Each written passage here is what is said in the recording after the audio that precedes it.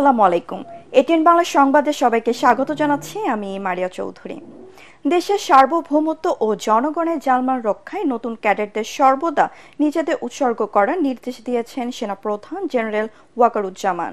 সেই সাথে দেশের উন্নয়নে খেটে খাওয়া মানুষদের অবদানকে স্মরণে রেখে আগামীতে কাজ করার তাগিদও দিয়েছেন তিনি।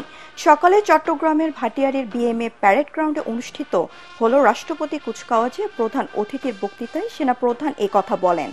বাংলাদেশ মিলিটারি একাডেমি বিএমএর 87 বিএমএ দীর্ঘমেয়াদী ও 59 বিএমএ স্পেশাল কোর্সের অফিসার ক্যাডেটদের কমিশন প্রাপ্তি উপলক্ষে এই রাষ্ট্রপতি কুচকাওয়াজের আয়োজন করা হয়েছে। সেনাবাহিনী প্রধান জেনারেল ওয়াকারুজ্জামান মনোজ্ঞ কুচকাওয়াজ পরিদর্শন ও প্যারেডের অভিবাদন গ্রহণ করেন। পাশাপাশি তিনি কৃতি ক্যাডেটদের মাঝে পুরস্কার বিতরণ করেন।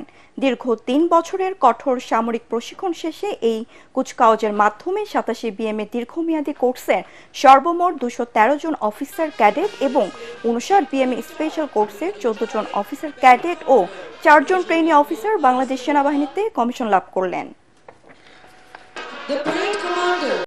প্রিয় ক্যাডেটবৃন্দ, মনে রাখবে তোমরা প্রশিক্ষণ শেষে নতুন জীবনে পদার্পণ করছো।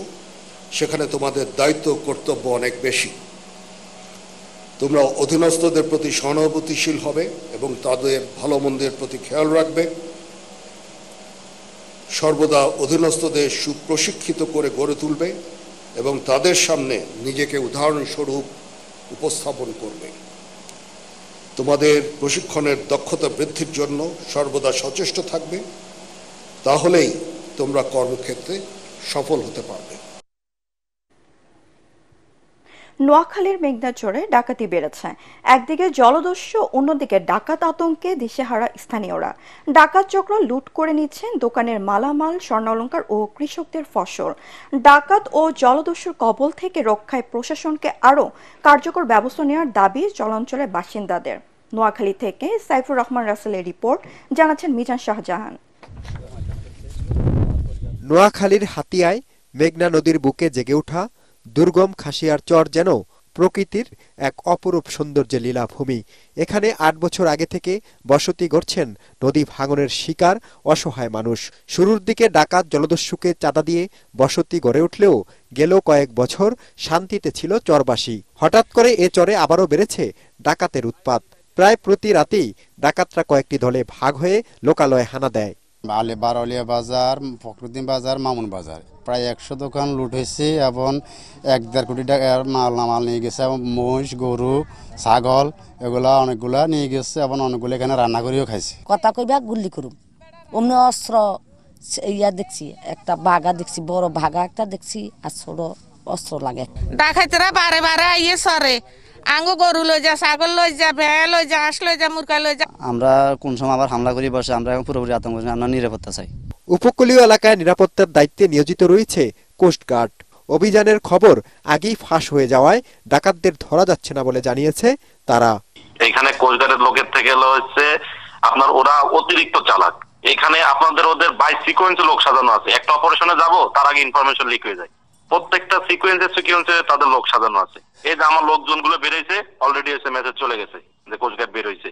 কোথায় হিট করবে জানে না, তবে সবাই সতর্ক হয়ে যাবে। এরকম ইনফরমেশন লিক হয়ে গেলে পরে কোনো অপারেশন সাকসেসফুল করা যাবে।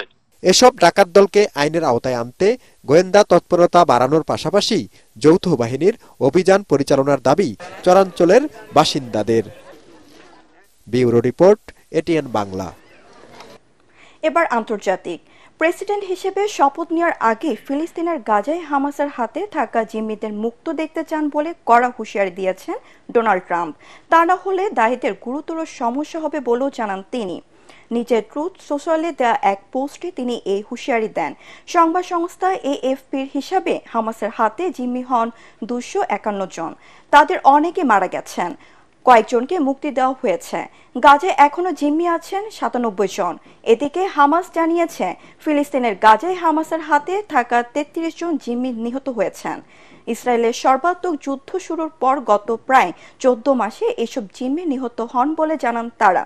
হামাসের পক্ষ থেকে সোমবার এক ভিডিও বার্তায় জিম্মি নিহতের এই সংখ্যা জানানো হয়। এতে আরও বলা হয়, যুদ্ধাপরাধী নেতানিয়াহুর হুটোকারিতা এবং তার চলমান অগ্রাসনের কারণে গাজায় এসব জিম্মি নিহত হয়েছেন। এদিকে হামাসের হাতে বন্দীদের মুক্তির দাবিতে তেল আবিবে হাজার হাজার মানুষ প্রতিবাদ জানিয়ে পথে নেমে আসে। তারা অবিলম্বে বন্দীদের মুক্তির দাবি জানায়। পরবর্তী সংবাদ দেখার আমন্ত্রণ জানিয়ে এখনকার মতো শেষ করছি। এটিএন বাংলার সংবাদ ইউটিউবে দেখতে ব্রাউজ করুন youtube/ATN Bangla News। ধন্যবাদ।